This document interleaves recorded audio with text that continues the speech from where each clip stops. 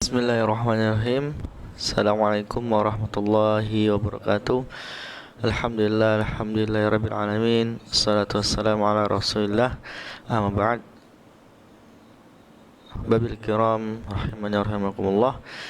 Alhamdulillah, puji syukur kita kepada Allah Subhanahu wa taala sehingga kita masih berikan nikmat keimanan keislaman, kemudian salawat tersalam pada junjungan Nabi besar Nabi Muhammad sallallahu alaihi wasallam. Amma ba'd, langsung saja.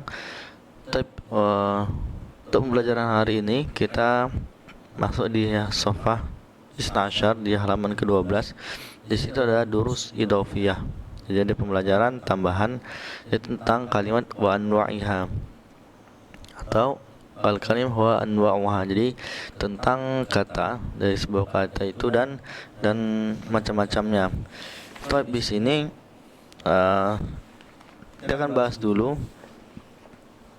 beberapa pengertian. Nah, dari segi berikutnya atau dari segi bentuknya, al-kalimah dalam bahasa Indonesia disebut dengan kata.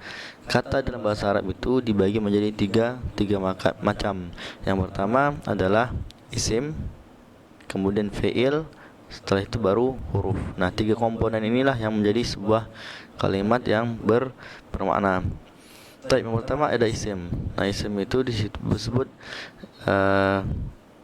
kalimah yang menunjukkan benda, sifat benda atau pengganti benda. Nah, jadi namanya isim itu nama, kemudian itu berbentuk benda atau sifat, atau juga menjadi sebuah pengganti dari nama atau sifat tersebut.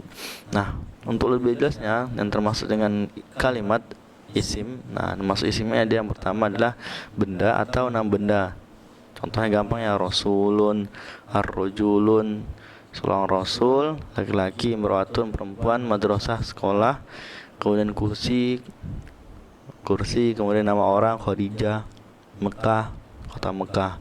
Atau yang kedua, isim itu berbentuk sifat benda. Contohnya kabirun, besar, sogirun, kecil, wasi'un, luas, jamilatun, cantik, jadidun, baru, dan sebagainya. Itu banyak, jadi sifat dari benda tersebut. Yang ketiga, itu berbentuk masdar, kata kerja yang dibendakan. Jadi ada namanya kata kerja, pekerjaan itu yang menjadi benda. Contohnya adalah qiraatun. Jadi qiraah itu kan membaca, qiraah baca. Nah, ketika menjadi qiraatun jadi bacaan. Contohnya bukunya itu bacaan, qiraah juga. Kemudian ilmun, ilmu, mengetahui, alima ya'lamu, mengetahui. Ketika jadi ilmun itu adalah sebagai masdar, sebagai objek, yaitu ilmu, sesuatu yang dituju. Contohnya binaun. Nah, jadi bina itu kan membangun. Kalau sudah menjadi binaun, menjadi sesuatu yang dituju, yaitu bangunan.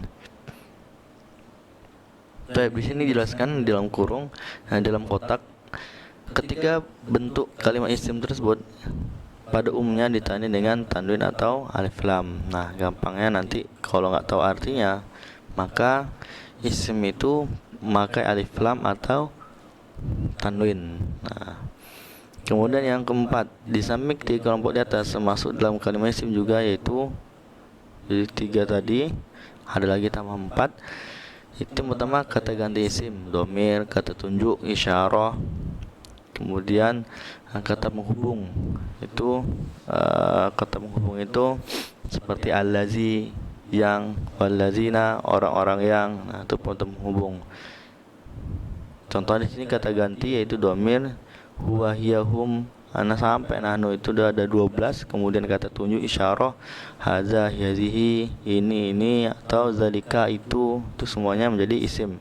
Kemudian kata penghubung al-mausul, allazi, allati, allazina, man, ma. Nah, itu contoh isim. Kalau nggak pernah kita sudah bahas isim itu menjadi nakirah ma'rifah di kelas 10 yang lalu, pembelajaran pertama juga. Tapi masuk yang kedua yaitu fi'il. Nah, fi'il itu, kalimat fi'il itu menunjukkan perbuatan atau terikat waktu. Jadi fi'il itu pekerjaan, tapi dia harus terikat waktu. Contohnya di sini ada fi'il madhi, itu waktu yang lampau, pekerjaan yang lampau. Kemudian fi'il mudhari, yaitu perbuatan yang masa sekarang atau menjadi kebiasaan atau yang akan datang, itu menjadi fi'il mudhari. Kemudian fi'il amr menunjukkan kata perintah. Nah, jadi pekerjaan itu ada yang lalu, yang sekarang, atau yang disuruh atau diperintah. Contohnya di sini dalam korong ada madhi, mudhari dan amr.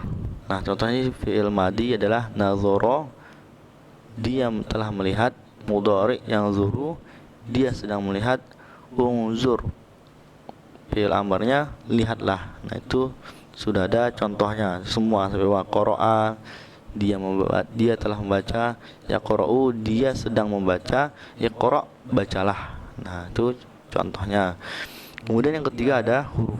Nah, setelah isim ada fi'il, ada huruf. Ini 3 komponen kata dalam bahasa Arab. Nah, di sini kalimat huruf adalah selain isim atau fi'il. Jadi ketika kita menemukan semua percakapan kata-kata dalam bahasa Arab, baik di Quran atau di buku-buku atau di dalam bahkan hadis, maka selain isim dan fi'il disebut dengan huruf. Nah, sedangkan huruf ini dia tidak memiliki pengertian secara utuh, kecuali setelah dihubungkan. Jadi dia itu kalau sendiri nggak mufid, kalimatnya nggak bermakna, nggak mudah dipahami.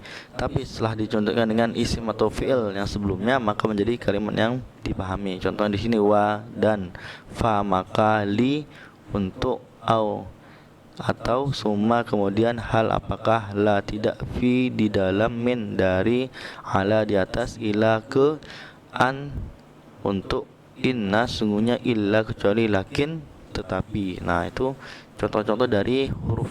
Nah, jadi dia tidak bisa berdiri sendiri. Kalau berdiri sendiri, misalnya kalimat fi, fi. Nah, orang Arab bingung, fi itu dalam apa? Dalam rumah kah, dalam sekolah kah, dalam masjid? Nah, jadi kalimatnya huruf ini harus tersambung dengan isim atau fi'il, tidak bisa berdiri sendiri. Tapi itu pembagian dari kalimat, dan contoh-contohnya ada isim, fi'il dan huruf.